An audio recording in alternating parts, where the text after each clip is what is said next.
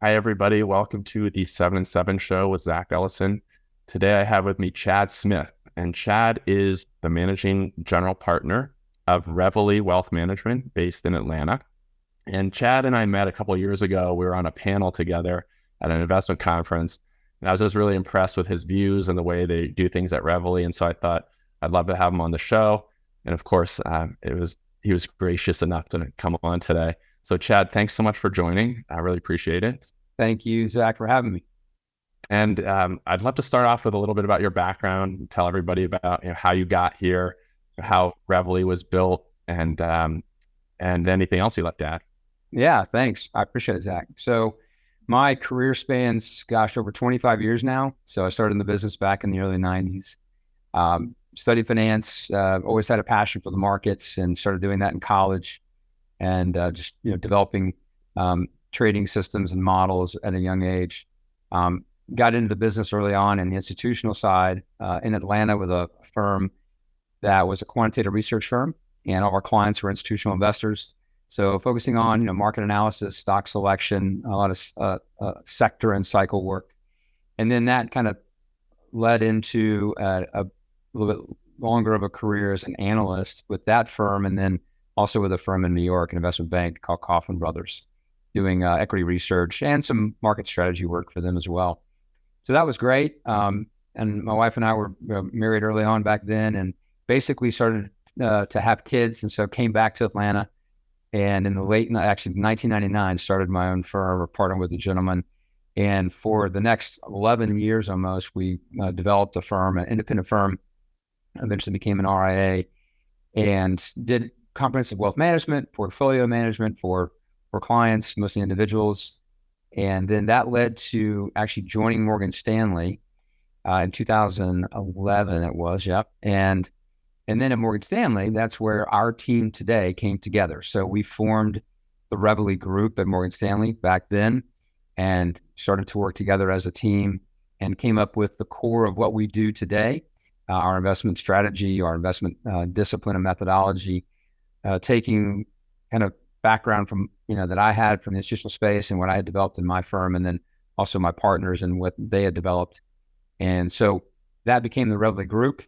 And then in 2021, January, we left Morgan Stanley, started our own firm called Reveille Wealth Management. And that's how we are arrived here today. And you're somebody who graduated from Georgia State, and you spent a lot of time in Georgia. And I have to ask, are you a fan of the Bulldogs? Because there's a little bit of backstory there. And then I have another thing to add to that after this question. Sure. That's funny. So I would say this, anybody who's from Georgia, and I'm actually not from here originally. I wasn't born in Georgia, but I grew up here. So I think there's a little bit of that, natural leaning toward the Dogs. But what's funny is, I went to Georgia State. Back then, there was no football team. So, I had the luxury of kind of being like Switzerland, it was neutral. I actually did some coursework in Georgia Tech as well. That's I worked with a professor doing econometric modeling, and through that professor, so I got into the business. But so, had a bit of a interest in Georgia Tech sports at the time, especially basketball back then. My partners were all Georgia Tech guys, so not all, but mostly. So we definitely have a leaning here at Reveille toward bias toward tech, I would say. So in terms of my background, we've talked about this offline a little bit, but I was a big Georgia Tech fan growing up because I was a point guard in basketball, and Georgia Tech used to have the best point guards. They had Mark Price, played in the NBA for a long time, was a great shooter. And Kenny Anderson, who is probably my favorite player of all time as a college player. And then, of course, Stephon Marbury and others since then. And so I was always a big Tech fan growing up. But my cousins grew up in Athens, Georgia. So they were, Bulldogs fans. And of course, I'd go down there, and I kind of became a Bulldogs fan by extension because I lived in Boston, where there wasn't really much good football. I mean, Boston College was okay, but not really, not SEC caliber. And so I was always a Dogs fan. But now I kind of have to switch allegiance because I'm doing a doctorate at the University of Florida at Gainesville. Yeah, you did. And I do that part-time. I go down there, every other month. and I love it. And so now I can't be a Dogs fan anymore. No, but I still respect them, but you get pushed out of town down there. yeah, but the Gators are not on top right now, but we're gonna be back. I'm not worried about it. Good luck on that one. Yeah, it might take some time, but we're coming back. Yeah. And so in terms of on the investing side, back to why we're here. Yeah. So Reveille is growing very fast. I think you guys are in 37 states now. You've got a number of offices in Florida. Go Gators. This is why we should definitely work together in the future. The Florida market's booming. Oh, it is for sure. So what are you thinking about right now? What's top of mind for you in terms of the business and growing the business and the opportunity set? Yeah. Well, thanks. So, as an organization, we're really focused on telling our story and to investors and other advisors around the country, actually, to really promote our approach and, get further adoption of our distinct methodology for how we go about doing investment management for clients. And, that's a big focus of ours right now is in that regard.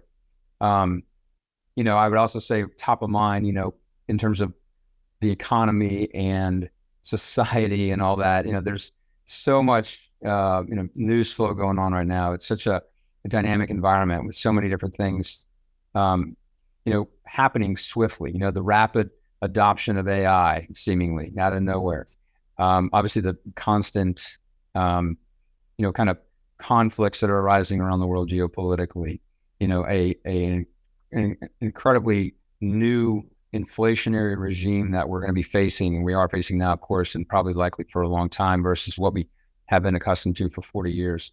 So all of that is top of mind, and how to navigate through that, how to manage our clients' portfolios and investment strategies through that and advise them properly. But, we can get into this in a second, but one of the beauties of Reveille and our approach, our investment strategy, is that we have adopted or developed a methodology. We call it our rules-based investment discipline that is focused on identifying prevailing trends in price in every area of the capital markets. And so our objective, our focus, and our passion really is constantly actively aligning our clients' portfolios and investment strategies with those price trends.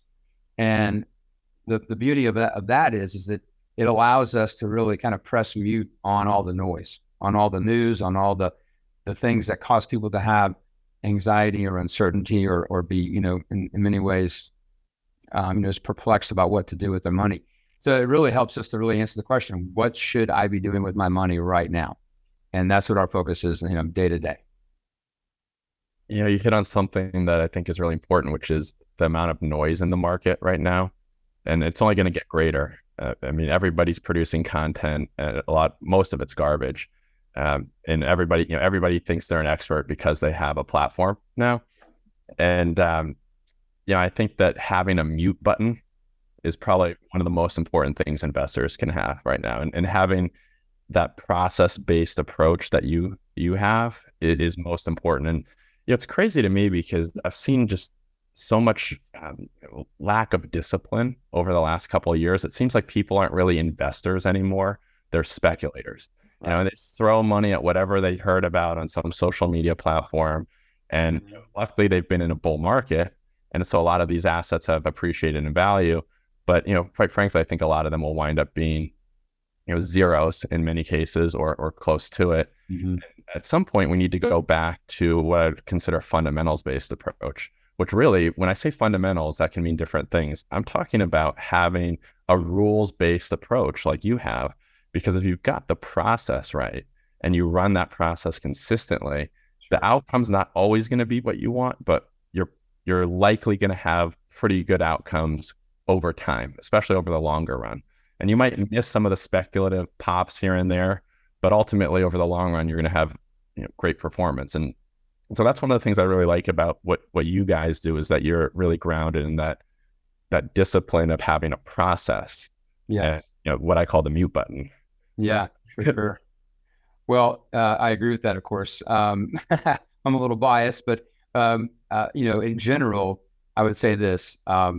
You're exactly right. Having a process, being disciplined in how you approach investing is so important in any environment, any market environment, but especially, like you said, in the current one that we're in, and that continues to, I think, rapidly progress in this direction of, everybody's got an opinion, constant chatter and noise.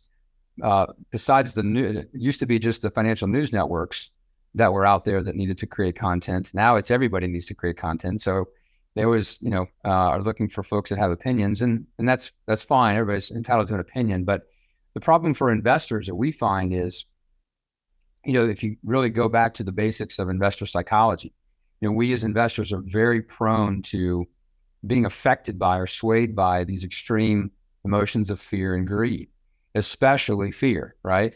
And as we all know, I think many of your listeners know that, there's a tremendous a bank of research on the effects of investor psychology on outcomes.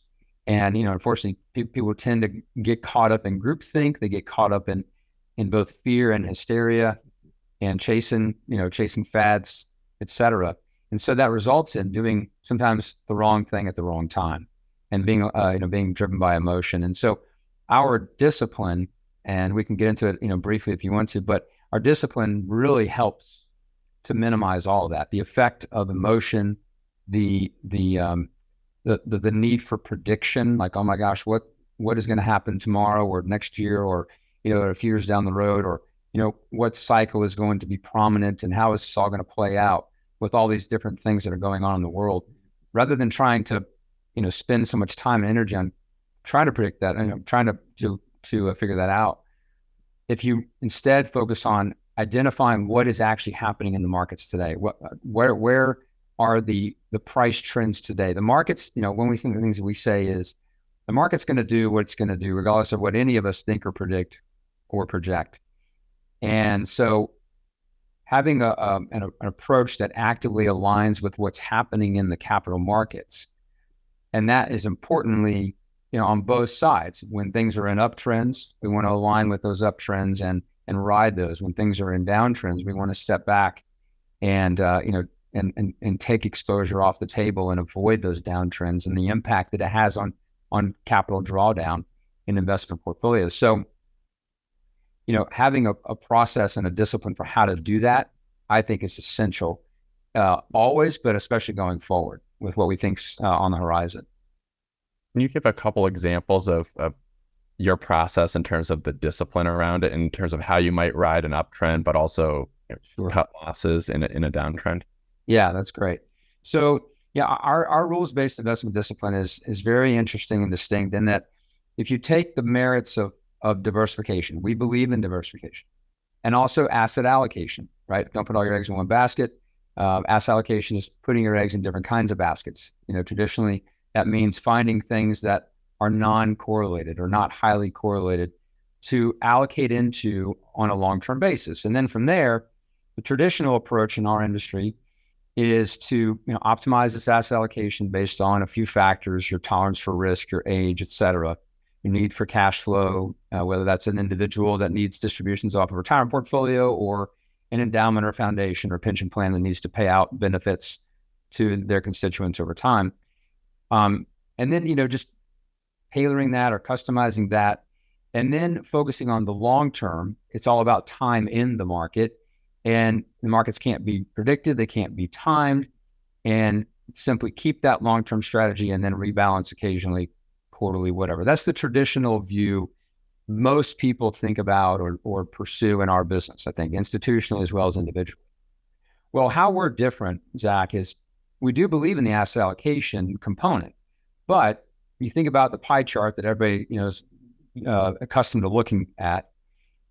We have a series of model strategies that we develop where we have target allocations in all the different broad asset classes across the globe, across equities, fixed income, real estate, cash equivalents, et cetera.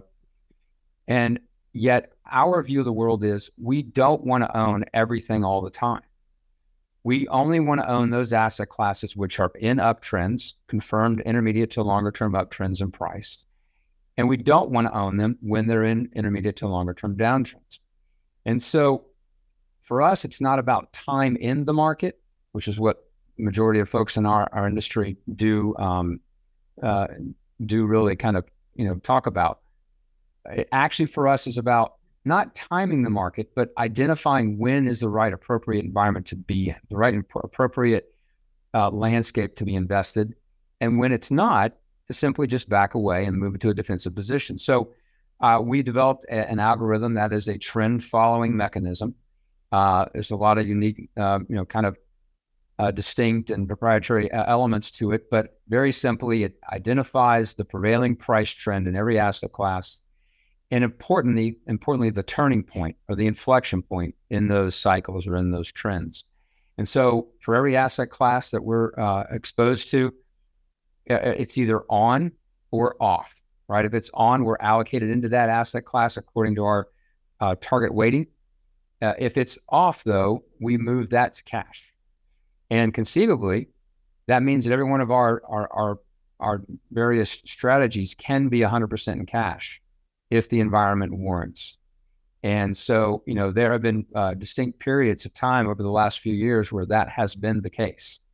And it has been wonderful to be able to kind of step back, think about just, rough water, so to speak, or dangerous waters. When whatever that danger is that starts to come into the waters, we just want to back out of the water and be kind of on the bank here for a while, and then redeploy, go back in when the environment has improved. I had a previous guest on that said the best gains, or something along the lines of the best gains are losses that aren't incurred in a sell-off, right? Because the mathematics of loss are such that if you lose 50% in your portfolio, just to get back to break even, you need to gain 100% on the amount you have remaining. And that could take a decade just to get back to break even. And so being defensive, even if sometimes you might be wrong and get defensive a little bit too early, but that opportunity cost is worth it if you're saving yourself and preventing those big losses that are ultimately the portfolio performance killers. Absolutely. That's exactly right. And so, and in an environment like we have been in over the last many years, where we've been, such a volatile and, a market landscape, during 2020, utilizing our discipline, we actively navigated around what happened starting the end of February in the U.S. and then manifested fully in the month of March in 2020. And then once things bottomed out, even at that time, it wasn't clear, right? We were in no man's land. We were in an unknown, kind of uncharted territory in the markets in terms of, forcibly shutting down the economy globally, not knowing what ultimately revenues and profits for companies are going to look like, and who could and couldn't, service debt, et cetera. But the markets were quickly, discounting a lot of that, and then quickly discounting what was coming behind it, which is the Fed coming to save the day and pour, record amounts of liquidity on the capital markets and ushering in 0% interest rates again and all that kind of stuff. So the markets bottomed, and at the time there was so much uncertainty. A lot of people were left, kind of just stuck, not knowing what to do because there was such uncertainty. And going back to the what we were saying earlier about market psychology, if you're a buy and hold investor and you endure that loss, you absorb that market decline. And we all know a lot of times there's a threshold, there's a pain threshold. And a lot of people were preaching back then, hang in there, look at the long term, et cetera. This is just a short term dislocation. Well, if you're hearing that, and that's fine to talk about that theoretically, but when you're in the throes of experiencing that decline and you're now down 20, 30, 35, 40%, for a buy and hold investor exposed to equities and even some parts of the fixed income markets, then a lot of people tend to throw in the towel because they can't take it anymore at the wrong time. And then once they do that, then they're hesitant to go back in when they should be, right? It's going back to the old adage of, you should be buying when most people are panicking and selling when everybody is celebrating in the streets, probably. So with our discipline, rather than trying to predict all that, by identifying these price trends and these turning points, we wait for confirmation of trend change. So once the trend begins to roll over, that's it. We get our signal. If by doing that, we avoid that big decline, we've taken the influence of that negative emotion that investors could experience off the table. Now we're being objective. We're looking at it with cash, and we're saying, hey, where are the opportunities now? Once it bottoms out, then we're able to pounce and step back in, right? And for us, just make this clear, with our strategy, we're never going to buy the very bottom. We're never going to sell the very top of any cycle of any asset class. But our objective and our goal, the way we've constructed our strategy, is to be near it, right? And when you put it together in a portfolio management, investment strategy, and a discipline, it allows you to capture on a consistent basis through a discipline the majority of these uptrends and ride them as long as they are unfolding. But then importantly, avoid the majority of those downtrends and take the negative effect of those off the table. Yeah, I believe that's the best strategy. I mean, it makes total sense, because where people get in trouble is with emotional decisions, and both on the downside where they get fearful, and then also on the upside where they get too irrationally exuberant and they're just throwing money at things at silly valuations. And, I've seen a lot of those just in the last 15 or 20 years. I was a banker and credit underwriter during the financial crisis of 2008 through 2010.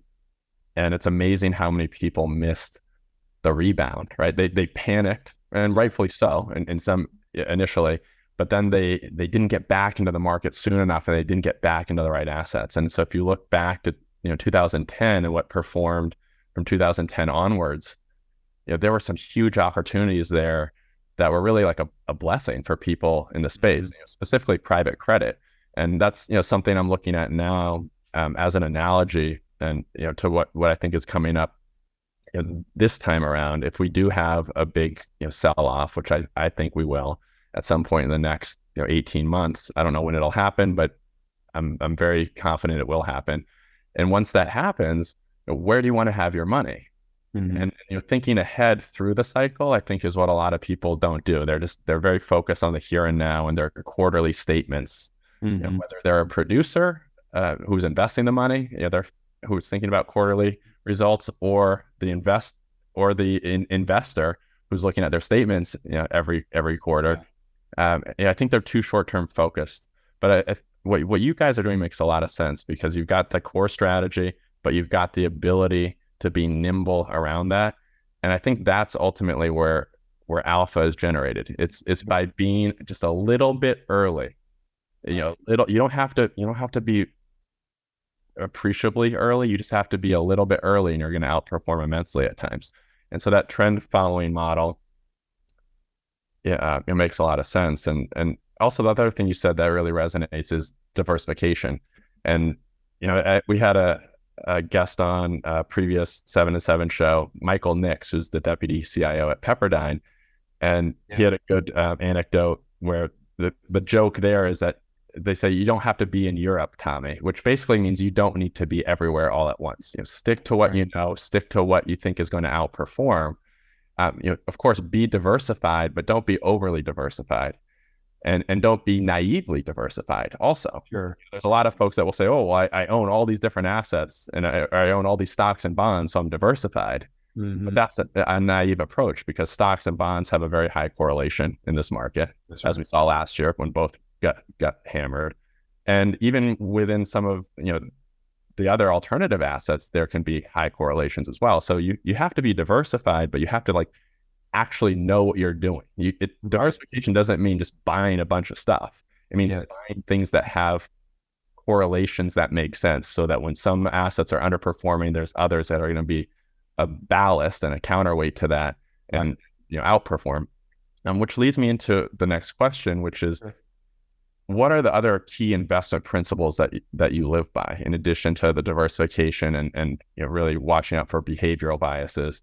What else do you make sure that you're doing through all cycles? Yeah, no, that's great. Well, first of all, so we think that every advisor and or investor should have an investment philosophy that is simple enough for, in the case of advisors, simple enough for their clients to be able to explain to someone else, right? So and that's what we really promote is there's a lot of sophistication to what we do, but at the end of the day, for us, it's about simplicity. It's for us, it's simply actively aligning our clients with that which is going up in the markets, and taking exposure away from, or not being exposed to, that which is going down. As a result, we think cash is a conscious investment decision. We've always, obviously, because of our discipline, we fully embraced the notion of using cash as a conscious investment decision at certain times in order to preserve capital.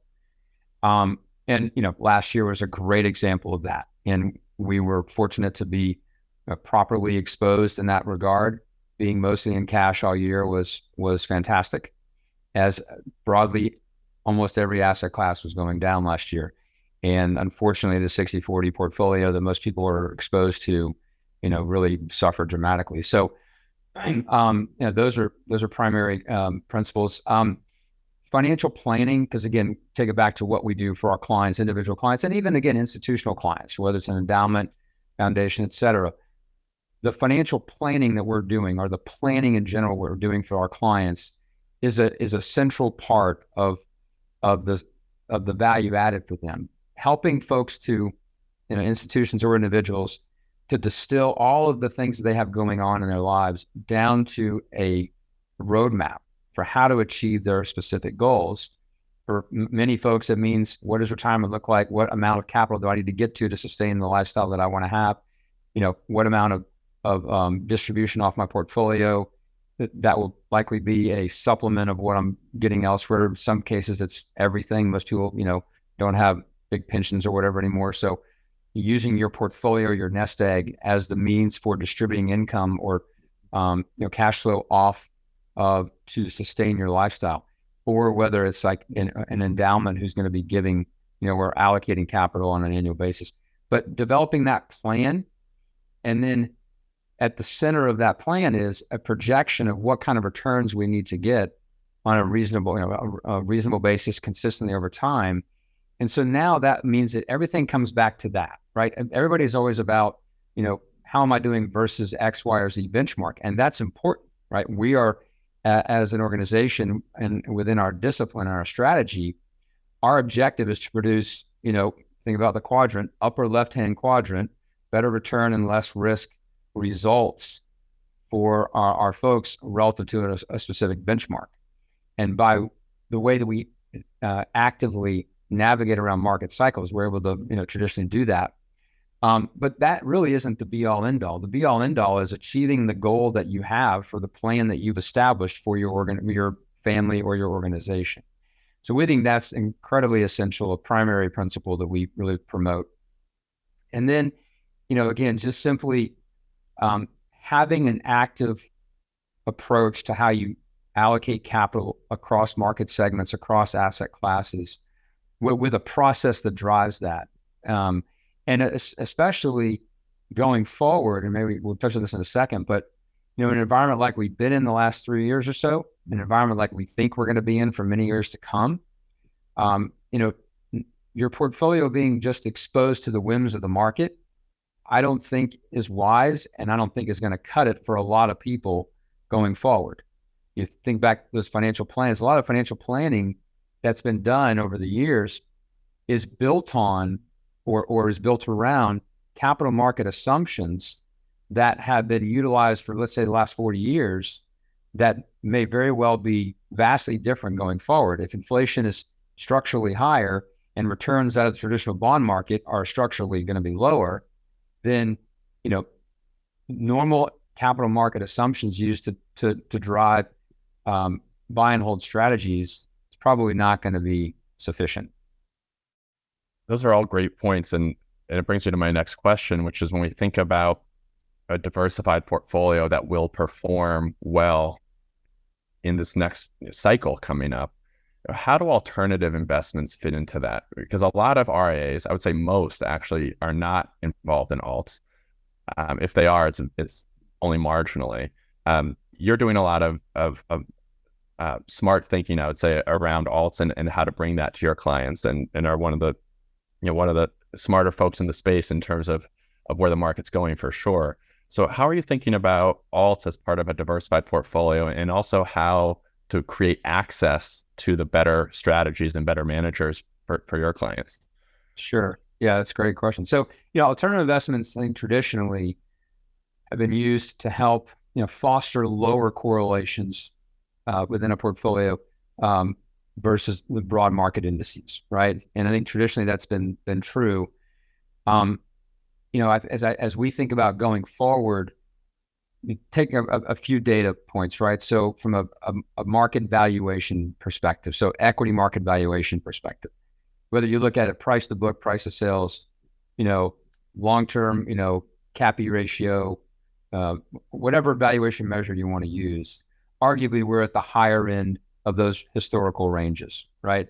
And when you look at what does that equate to on a expected return basis, it within the U.S. market especially means presumably lower expected rates of return going forward over the next 3, 5, 7 years on an annualized basis based on just valuations.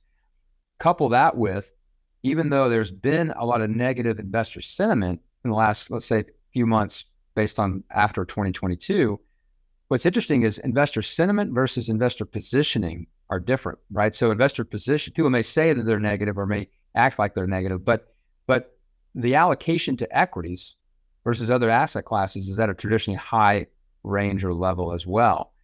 So all of that, you kind of bring that back to, we think the expected returns out of the U.S. equity market are going to be likely muted and most likely with a lot of volatility over the next 3, 5, 7 years, versus what we saw maybe kind of during, the sweet spot of the previous 5, 6, 7 years. On top of that, fixed income, we're not at low 0% interest rates anymore. The bull market that we've been accustomed to in bonds for the last 40 years, we think obviously is probably over. It's been over for a year and a half now, but maybe longer term, it's still at risk. And so I think, Zach, what that means is you got to think outside the box. You got to look at how to minimize the capital, the publicly traded capital markets, volatility and cycles and the impact that has on an investment portfolio. And so utilizing alternative investments going forward, I think, is going to be a very much viable part of that. Looking at potentially higher returns, and also, of course, traditionally and also potentially lower volatility or lower correlation than a publicly traded market index that you might compare to it. Now, in terms of private credit, and the space that I think what you mentioned before, and you and I have talked about separately. I think what's interesting there is you think about the dislocation, I guess, that's occurred, or especially the void that has been created in many traditional funding markets, right? Obviously, most recently that's been acutely more of a focus because of the banking situation, and a lot of banks now. Silicon Valley Bank, as I know, now kind of out of the market, so to speak, and some of the funding solutions that they provided are in many ways just gone, right? So I think in general that's going to cause, or has already caused, a retrenchment by a lot of banks, and so that's going to create a void in the market in general for someone to come in and fill that gap from a lending standpoint. And so I think people that are doing private credit or direct lending, et cetera, can come in and meet that need or fill that void. And I think that creates also an opportunity for potentially higher relative returns for people that are able to do that. And so I think that's going to be, and it already is an important but probably growing part of the capital market structure, and then just the investment options that investors can look to diversify away from just pure publicly traded markets. You nailed it with the supply and demand imbalance. I mean, that's ultimately Econ 101, and it's ultimately what drives a lot of outperformance in any asset. When there's more demand for something than there is supply, the price is going to go up, right? And in this case, we've got banks retrenching, less capital to deploy. So the non-bank lenders, like my company and others within the private credit space and venture debt space that have dry powder are able to get much more advantageous terms. We get a look at many more deals. There's many more opportunities, to lend to companies because they can't get financing elsewhere.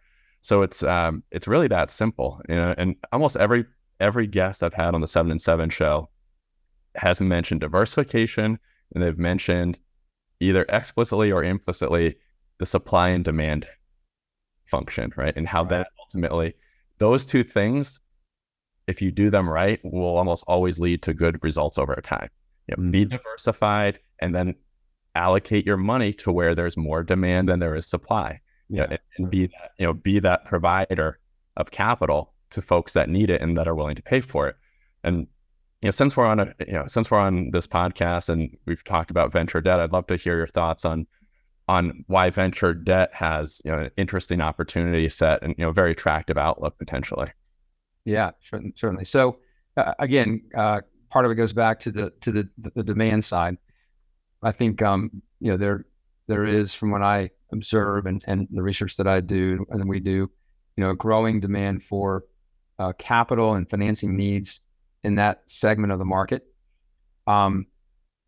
What's interesting to me is obviously the potential for higher yield should come in and lend in that space. You can, justifiably, structure terms with a higher yield than a traditional, just think about publicly traded, fixed income kind of a solution.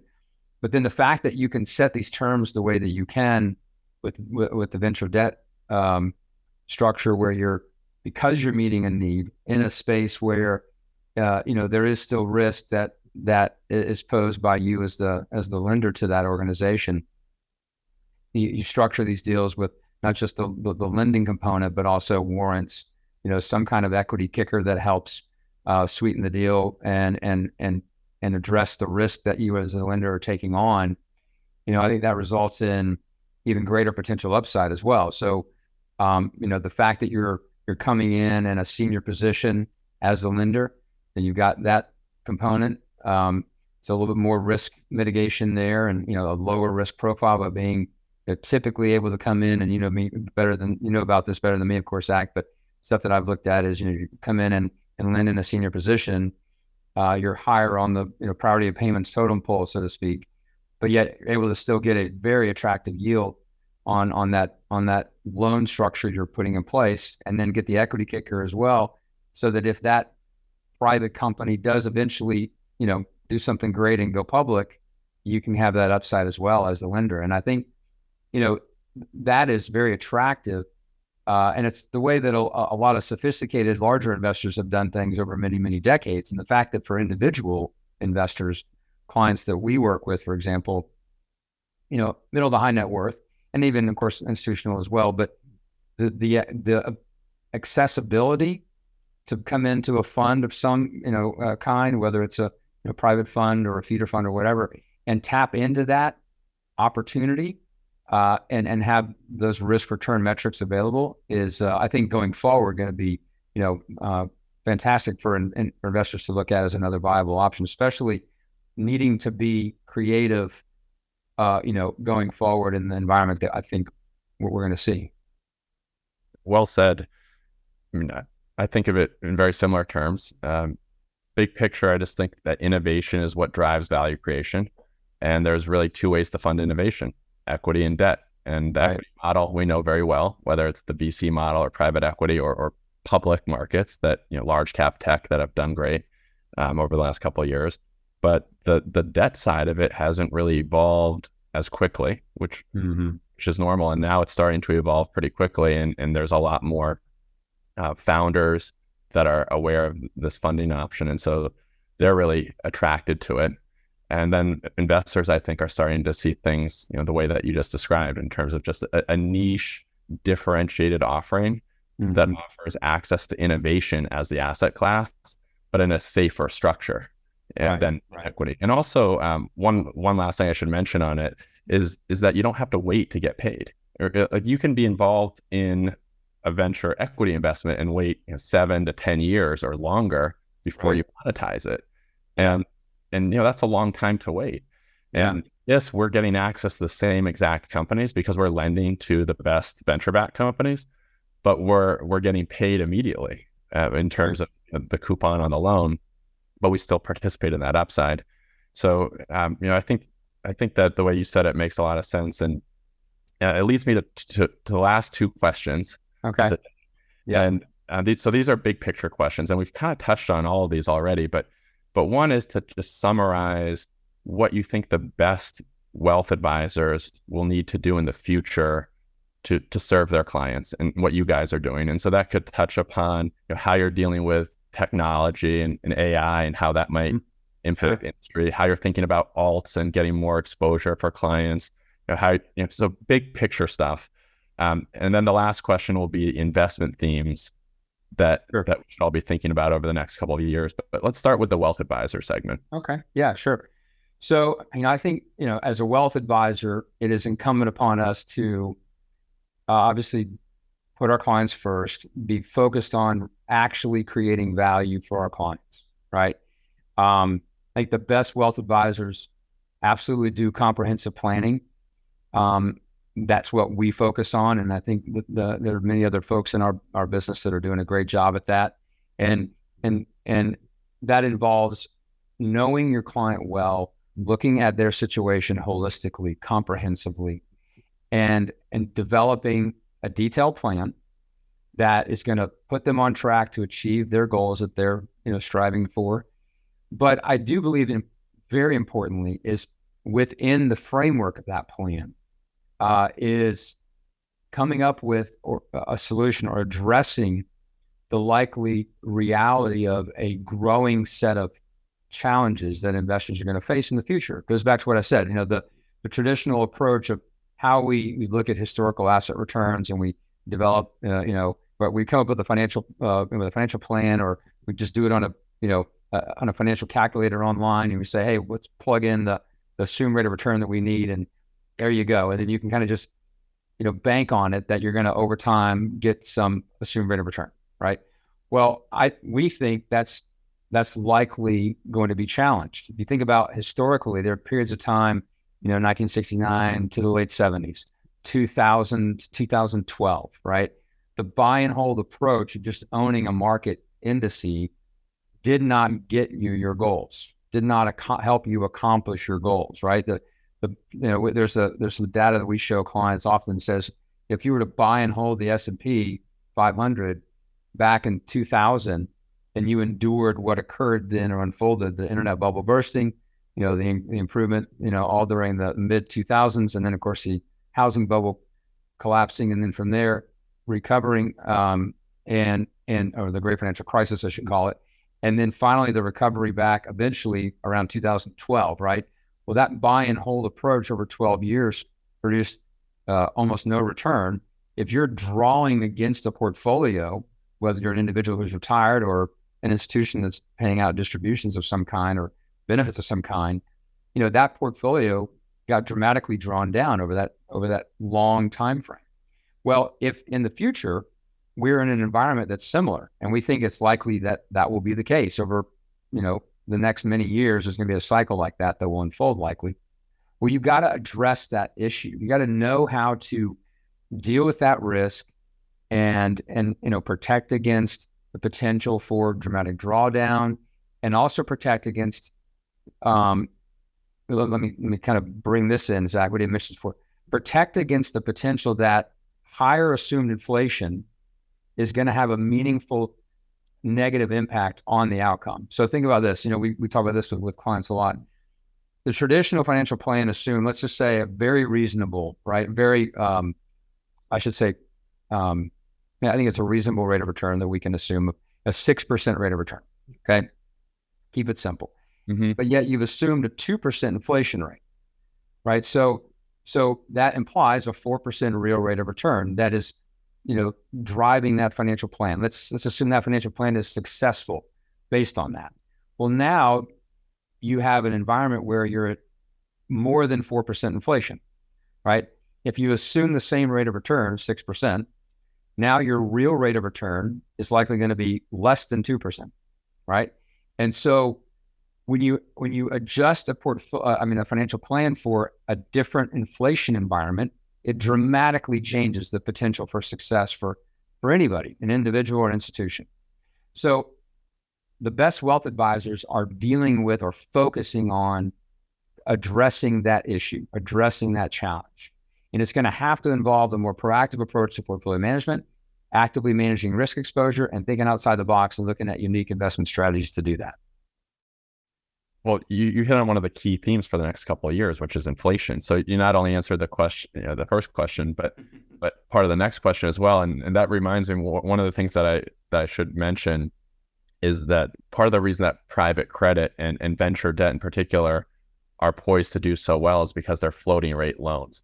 So as interest rates went up last year and fixed rate securities were down anywhere from 10 to 25%, depending on their duration, venture debt actually performed brilliantly. We got more coupons as rates went up. So I think the average venture lender last year was knocked out about a 16% cash return, not including the equity component. So total returns north of 20% potentially once the equity component is kicked in. And compare that to other fixed income that was down 15 or 20%. So you're talking 40 points of spread. That's almost like a decade of performance. Wow. Yeah, I mean, it's unbelievable. And so when people say like, hey, I'm not really that interested in venture debt because it's fixed income and I'm trying to play for big time returns, sometimes I wonder if they've done the math, because if you're in a fund and it's compounding at 15 to 20% annually, at 15% it doubles in 5 years. Right. It doubles again in the next 5 years. So in a 10-year fund, and you wouldn't have a 10-year fund, but if you roll your exposure in venture debt, for instance, in like 2 5-year funds, you'd actually get a 4x return with like almost no volatility and very low correlation. So it completely optimizes your portfolio too, because of the low correlation to other investments. And so people that tell me, hey, I'm only interested in things that are going to give me a 3 to 5x return, I kind of laugh at them, because I'm like, you're not going to get any money for 10 years in that VC fund that you're in. Right. And then then you might wind up with less than your initial investment. And the likelihood that you're going to get a 4 to 6x return is actually like not that high unless you're in a top performing VC fund. But in the average venture debt fund over the last 20 years, you would have gotten a 4x return over 10 years. And in a top performing fund, you would have gotten a 6 to 8x return over 10 years. Anyway, I just wanted to mention that because those are significant. Yeah, those are significant metrics, and especially, I mean, the return side is wonderful, but also the risk side is what I think really stands out, right? And of course, that's not to say that there's not risk associated with activities on the private credit on the venture debt and private credit side, but in general, if you look at it from just a pure statistic standpoint, based on averages, the lower volatility, the lower correlation, et cetera, and the fact that, like you said, a lot of the returns coming through, cash flow is meaningful.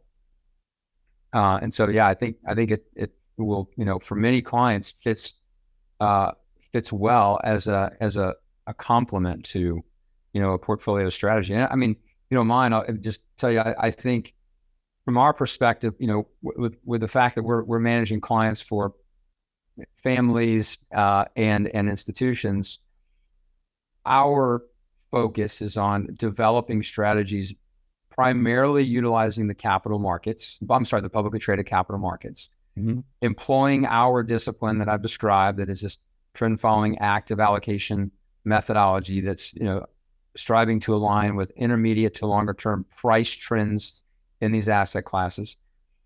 And by doing it that way, striving to produce a better risk adjusted return, a more consistent return, dramatically take uncertainty, take fear, take emotion, take the need to predict off the table.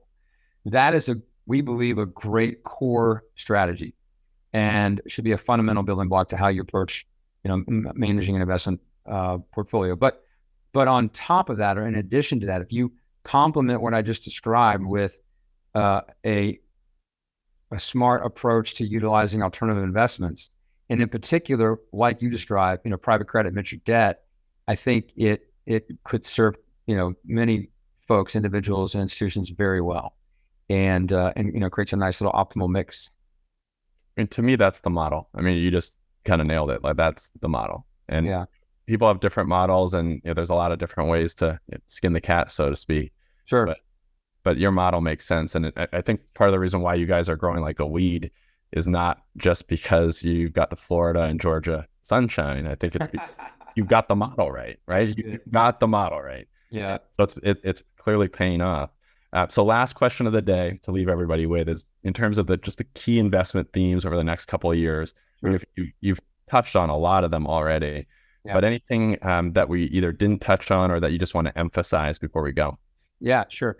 Well, one thing that we, short term in the recent, like in the last few weeks, we have been focused on, let me give you a little backup real quick. We started scaling back into the markets after being mostly out last year. We started scaling back in December, and late November, a little bit in December, and a little more in January. And as we began to, and that's across broad asset classes, equities and fixed income, but not every asset class, not everything turned back on in our discipline. So as we've been doing that, where we've been overweighted has been in international. And a lot of our intermarket analysis that we do helps us to identify, do we want to be in the markets, plural, or the broad asset classes? And if we do, if the answer is yes, and they're turned on in our discipline, how do we want to be exposed? How do we want our clients to be exposed? Where are the areas that look more favorable?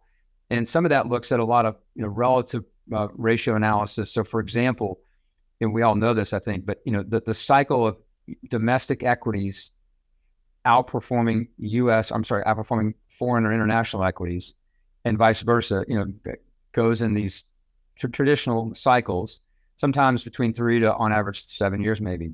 We've been in now, I guess, almost 14 years of the U.S. outperforming international equities. And we think, based on a lot of analysis that we do, that long-term trend is changing.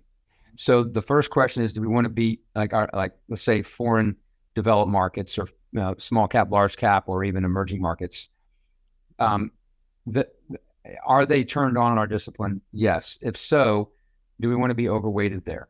And so we think that that's been playing out nicely this year so far, with foreign markets outperforming on a broader sense the U.S. market. If you look below the surface, not just the S&P 500 where you got 7 stocks that are driving it, but broadly speaking, that's been the case. We think that may be in the early innings of a longer term cycle of international equities, international assets in general, playing catch up and performing on a relative basis better versus U.S. than has been the case for many, many, many years. So that's a big theme we think is going to play out in the future.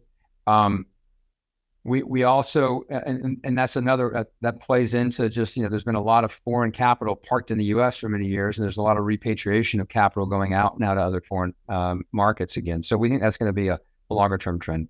We do think that higher yields on cash, because of structurally higher inflation rates and structurally higher interest rates in general, is going to likely persist for a while. And then the bigger other, comment on market expectations is just really muted returns of expectations and potential for continued volatility. So, actively navigating around that, I think, is going to be important. Man, great themes. I think we set the record today for longest podcast that I've had. Well, that's because there's so much to talk about. We can probably talk not a bad thing. Hours. Well, Chad, it's been great having you on. For our listeners, Chad Smith, managing partner at Reveille Wealth Management in Atlanta. They're one of the best out there, growing really quickly. I think they've got great processes and great outlook in terms of where the market's headed. So I'm looking forward to watching you guys continue to excel. And I'm thinking maybe we get together for the Georgia, Florida. Oh yeah. I think it's October 28th, if I'm not mistaken. So I think you're right. We might have to circle that on the calendar. Yeah, we might have to choose a neutral spot to do that though. Well, that's why I usually have it in Jacksonville, right? And so I don't know if I'm going to wear like my Florida hat, and I guess it'll be all Florida. But I used to have a great Bulldogs jacket that was kind of like my go-to during business school, because it was cold in Chicago, and nobody else in Chicago had a Dogs jacket, so I was kind of the only guy in the city. But I've had to shutter that now, so now it's replaced with Florida Gators hoodies mainly, which surprisingly you can wear in LA all year round because it never gets above 60 degrees here anymore. I know, that's crazy, right? The weather patterns have changed like crazy. Nice. It's nuts. It's it hasn't been over 65 degrees in months here. I don't know what's going on. Wow. But Chad, great having you on, and we should get together again soon. And thanks everybody for listening to 7 and 7. And we'll see you next time.